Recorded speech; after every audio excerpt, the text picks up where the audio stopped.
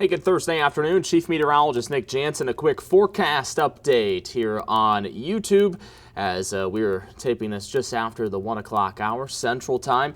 We look towards the weekend, some heat and humidity returning Saturday, Sunday, and Monday, and with that comes the threat of some showers and thunderstorms. I talked about it in yesterday's update, that we could see some storms by Sunday and Monday. Storm Prediction Center now agreeing with my thought process from yesterday. So we'll dive into the forecast. Make sure to hit that like and subscribe button. You'll hear me say that all the time, but help us out.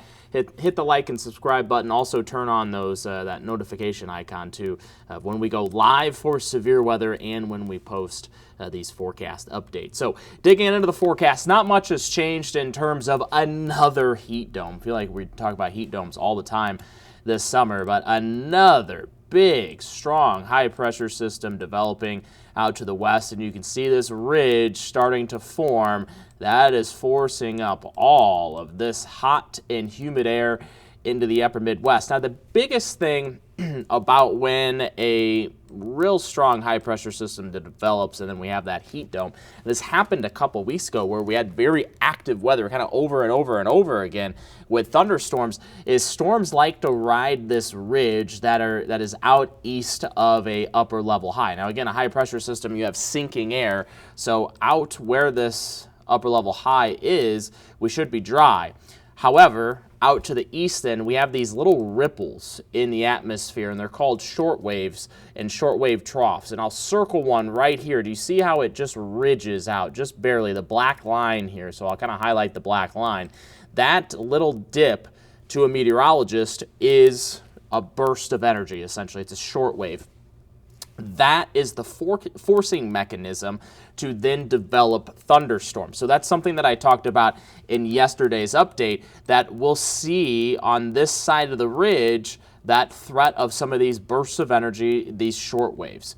And that's why I went ahead and put out that outlook that looked similar to this yesterday for Sunday and Monday, with those highlighted areas in orange, with maybe an elevated risk of some strong to severe thunderstorms, a medium risk, you could say, for maybe some isolated scattered storms that could be strong to severe. Well, the SPC now, the Storm Prediction Center, agreeing with that outlook, and we now have a level 2 risk of severe weather, so that would be a slight risk of severe weather issued by the Storm Prediction Center, and that's for a vast majority of looking at Minnesota into Iowa and then into Wisconsin. Now, I want to stress that just because, all of the KTTC region is highlighted in this, that does not mean the entire area will see severe weather on Sunday. I think we have more isolated cells.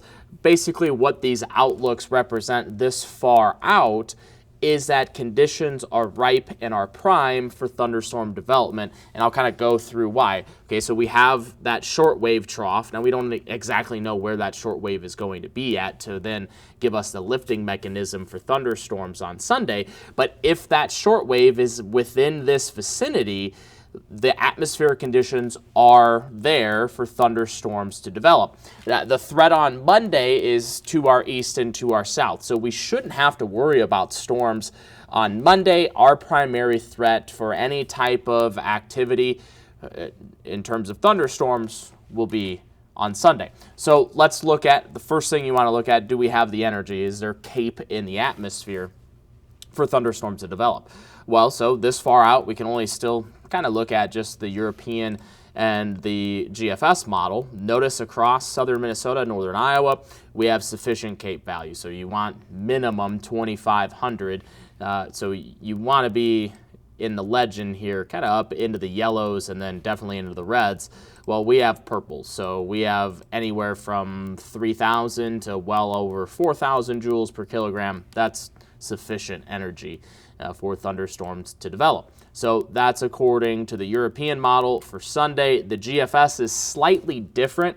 It's kind of farther down to the south and southeast, so it's more or less I-90 into the south, and then really focusing in on southern Wisconsin and then northern Illinois. So we'll see if the European model trends closer to the GFS, or the GFS ends up trending closer to the European model, but that's kind of why my outlook to begin with was kind of this region here as a whole for those strong thunderstorms potentially on Sunday. So we have the energy, we know we should have the lifting mechanism, and then we have the moisture too. So our dew points, according to the European model, this is Sunday at 7.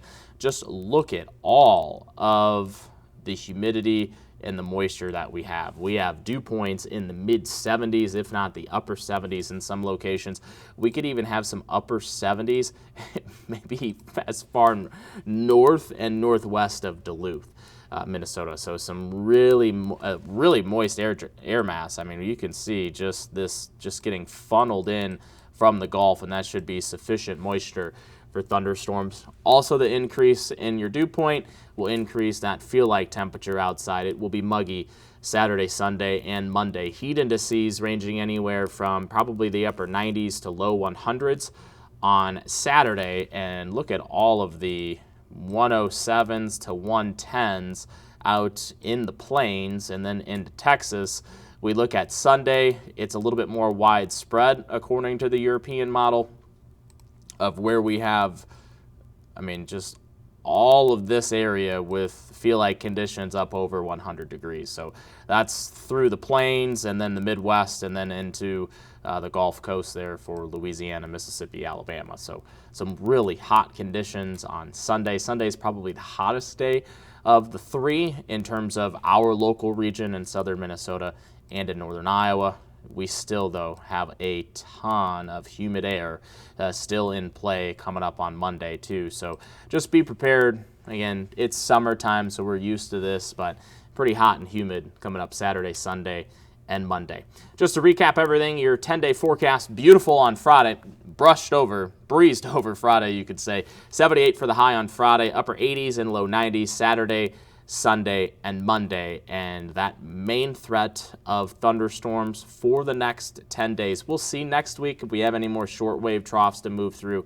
Right now, highlighting Sunday for that threat of strong to severe thunderstorms. Remember to like and subscribe to our channel. We will continue to bring any type of forecast videos when we have the active weather across the region, or just recapping different events that we have, and turn on that notification icon too for us. Definitely appreciate it. Have a good one.